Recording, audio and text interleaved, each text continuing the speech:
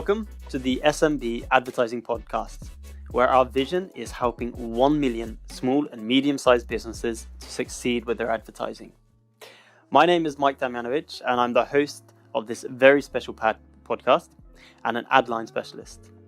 This podcast is aiming to bring value to our listeners, and my aim is to educate, inspire, and help everyone that's listening to really succeed with their advertising. So today we're actually going international, and we have one of my favorite Dutch funnel and business automation consultants, Wassili. Welcome. Thank you, Mike. Thank you for having me. Great to have you here. Just before we get started, gaat het goed met jou? Het gaat heel goed met mij. Thank you for your Dutch words. Perfect. Yeah. Just setting the tone there. So, Wassili, it's really great to have you on the show today, and we've been actually collaborating for I think it's since September 2021, if not before, and we have quite a tight dialogue. How is life going? How's life going in sunny Netherlands? Yeah, actually pretty good at this moment. So we get rid of COVID, and so we are free to go and network again as an entrepreneur, because that's what we missed the past 2 years, networking and meeting other people internationally. Also, we're traveling. So life is good in the Netherlands. Sun is shining today, so it's beautiful weather. Spring is coming, so you can't make me more happy than that. Yeah, perfect. That sounds great. So let's just dive right in then, shall we? So obviously you're working with Facebook and Instagram, and that's the main the topic for this podcast, and that's Facebook and Instagram ads. You've been working with them for almost a decade now, and I think it would be great if you could just tell us a bit about how that's been. Yeah, sure. I started in 2006 with my company Exportscam. It was a company which sold online the action cameras, maybe you know, the GoPros. At the time it was a huge market, and so I started my e-commerce store, and later I did distribution through all Europe. But when I started in 2006, it was much different than now. A lot of things have changed. So promotion went through Google Ads, but also a lot of networking and traveling to exhibitions. But during the years, I think it was 2012, 2013, we also started using Facebook ads for promotion of our products, but also, for example, to get people on webinars where we show also the products. And it was very expensive at the time, because when I had that business, I had around 1.5 million turnover and also employees. So that was no problem, because I want to focus on my business instead of creating Facebook ads myself. But we outsourced it to a media company. And it was at that time also very expensive. I think we paid 2,500 euros a month. That was excluding ad budget. That they create 4 ads a month for us. So sorry, just to jump in. Back in the day, you paid around 2,500 euros per month, and you were delivered 4 ads. 4 ads, yeah. So 1 ad a week. And at that time we had money enough, so we think, okay, that's no problem, because also return on investment was okay, but not as good as we thought, but it needed time. And so besides Facebook, we also did Google ads. And the time I left the company, that was in 2016, so I sold partially my own company. So I stepped out because I was ready to do something new. So what I did was I started digital marketing at the time, because I saw also a huge market for that, and I had also plans to make it simple as an entrepreneur. So no employees, no head over, just me, and entering the market and teach or learn new things which I can use for my future business. And that was an agency at the time. I started as an agency. And that changed the whole thing for me, because I didn't have any money at that moment. I had money, but not to spend to outsource Facebook ads, because I want to learn it myself. So what I did was, I started to sell my online course in 2016. It was all my experience which I had with importing products from China and selling online, distributing, selling on Amazon. And from that moment, I learned about Facebook marketing. So, and it was a whole new world for me because it opened a lot of things Mm. which I didn't knew at the time. So, yeah, pretty exciting. Yeah. You basically you learned the hard way. You went into Facebook and you learned, well, Yeah. I would call it the hard way, but you went into Facebook and you learned everything from scratch. And I guess that took a lot of time before you felt comfortable. And Yes, it was a huge learning curve because at that time you had a few courses which you can buy, for example, from people which already did it. So there were mostly people from the US. So I bought a course. I think at the time it was 900 euros, something like that. And but it's also when I compare to it now, because that's also a topic from this podcast. It was more easy, much easier than it now is. And when I started to do it myself, it take I think 6 months till I get a return of investment of my ads. So you need also time. And but what I all learned from doing it myself, I can also teach other people, but also use it for my agency, for my clients at the time. And I think 2016 it was the beginning of Facebook ads, even marketing, that more people jumped into this platform. So first it was Google Ads, and then I think in 2016 it was a bit of change that people also discovered Facebook ads. So it was the right time for me also to make money in there as an agency, to do it for small businesses. So mostly it was for small businesses. mm. So, what would you say is the most significant change then in Facebook advertising? So, I mean, even if you were to look from 2016 to today. Yeah, the competition, that's first, because a lot of people now are on Facebook and Instagram to promote their products or their services. So there is more competition at this moment. So that's number one. It's more expensive because there is more competition. You have to pay more for clicks. And that's the most huge change, because when I started in 2016 with lead generation with a simple funnel, I paid, I think, for every lead around maybe 20 cents, something like that. Now it's 2-3 euros for every lead, and if the return on investment is okay, then it's no problem. But you can see a huge difference, a huge shift between then, the cost, and now. So you have to run efficient Facebook ads at this moment, so you get the highest return on investment. So that's a huge change, and also, these days you must be a specialist if you want to work with Facebook Business Manager, because it's so complicated at this moment. When you start from scratch, like I did in 2016, then you have to buy a course. I think there is now a Dutch guy who's selling a course for 4,000 euros, and that's a 3-month course. So only to get the most out of Facebook Business Manager. So it's really science at this moment. I guess that on that matter, to pay 3,000 or 4,000 for a course to learn how to do Facebook, I presume that it would actually be a very good thing to do. But in my experience, when you're a small company starting out, it's not necessary that you have that 3,000 or 4,000 euros or the 3 months to actually go and learn it. Yes. But I just wanted to pick up on one point you mentioned about the competition. Obviously, there's a lot more competition. There's a lot more companies that exist today than there were back in 2016 as well. But because of the competition, is that a reason then to not be present online?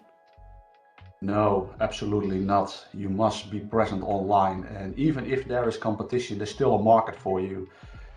So a lot of starting entrepreneurs, which are also teach about digital marketing, think their product won't sell because there are so many people selling the same product. But if you're selling a product, and also depends, of course, what kind of product, you have to be unique.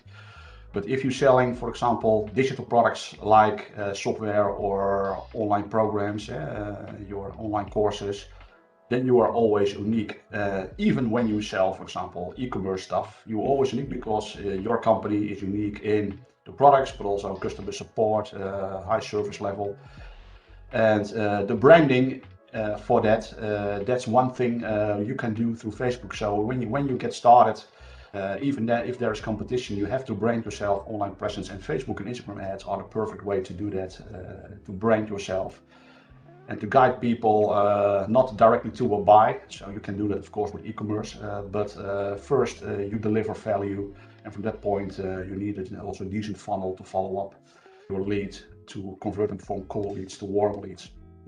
So yeah, I mean, so basically experiment, be original, try different things, because there is a lot of competitors, as you mentioned. Yes, yeah. And what I see also, when you are present online and you're running very effective Facebook ads, sorry, and you generate lead from that, then you can really build your audience. So whether it's in an email list, or whether it's on YouTube channel, or whether it's in your e-commerce store, you have to generate leads to get your clients in, that your clients are experiencing your product or your services, and then from that point it's mouth to mouth also to other people, which they also say, okay man, I bought something from that company, or I bought this course, this is great, you have to do that also. And then you get also people organically through all the leads you generated. Yeah, I guess I was thinking to ask this question a bit later on in the episode, but I think it's probably good timing to ask it now, because I would say that honestly, every single week I'm asked this question by either someone listening to the podcast or someone that I'm having a conversation with that's interested in our platform. And they often say, yeah, but Facebook's dead. It's on the decline. It's not going to work. I should be looking at something else. What's your opinion on on people saying that Facebook is dead? Yeah, I heard the same also in my community. It's not dead, but you see there are more channels now also to advertise, and what you have to do now is multi-channel advertising. So what I always recommend to my students or to my community is use Facebook, Instagram, and other channels, like, also depending on your business, Google or TikTok or YouTube ads, and be present on the platforms where your audience is active, where your customer is. Okay, so, and that's also Facebook. And of course there's a shift because it's more expensive and people looking for different ways to advertise, but still Facebook and Instagram is one of the most important channels to advertise at this moment. So summarized, don't scrap Facebook and Instagram, maintain it there, but by all means start working on TikTok or Snapchat or YouTube, depending, or Pinterest, Twitter. There's lots of LinkedIn as well, and start to test there. And then if you see that something works, then obviously you do more of what works. Yeah. Perfect. I had one more question for you, and it's about. Now I'm hoping that we can really dive into your expertise with Facebook ads. But could you give us your best practices that you can recommend to implement today into Facebook advertising? Sure, yeah. I have a lot of points. There are so many best practices, but you have to pick a few for them. But stand out of the competition, that's really important. So you have to be unique with your product and company, but also with your ad when you run Facebook, Instagram ads. So that's the first one. And you have to use a powerful headline that your ad get the attention of the people which are seen on their Facebook screen, or on the Facebook feed. So when there is a powerful headline, it get the attention of the people to then read your advertorial and get the call to action. Of course, make them an offer they can't refuse.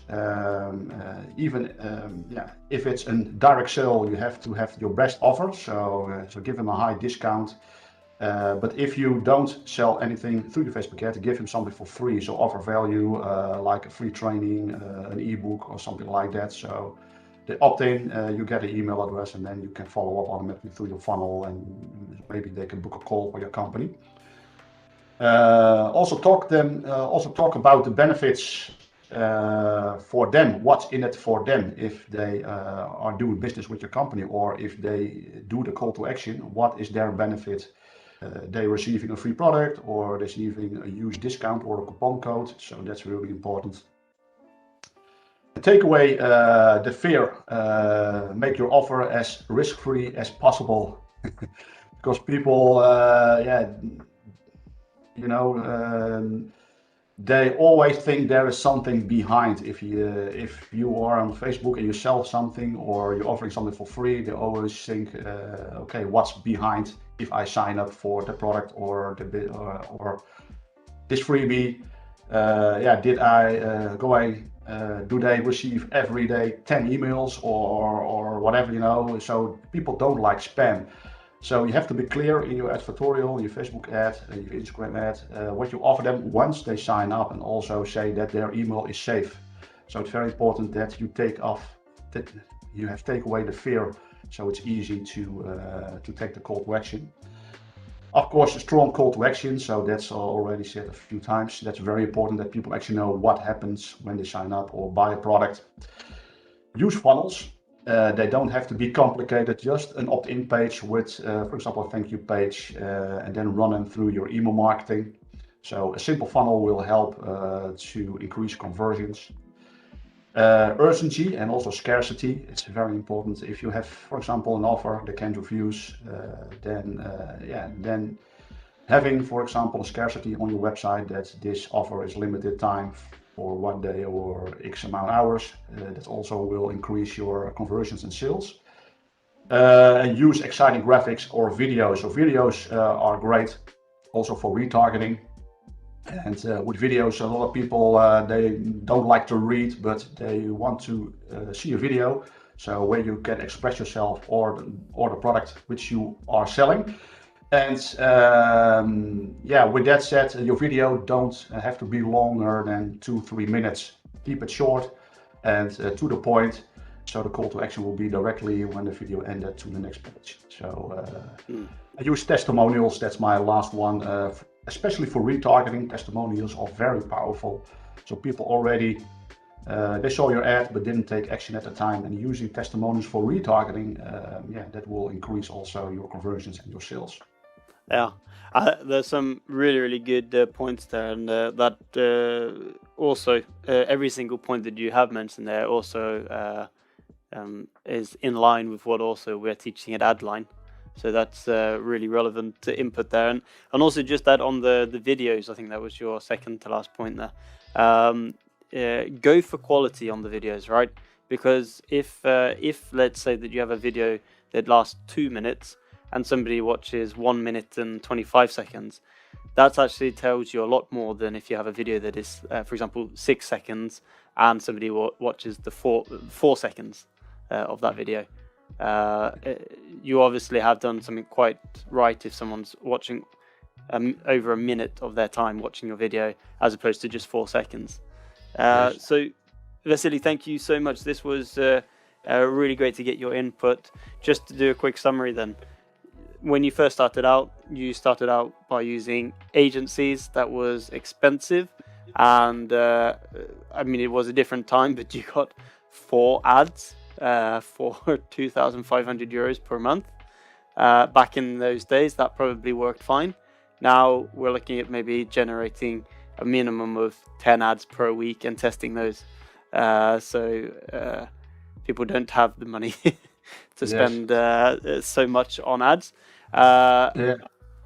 Mike, if I can interrupt you in this, because I also want to point out another important thing, why we use Adline for ourselves and for our clients, and that's the iOS changes.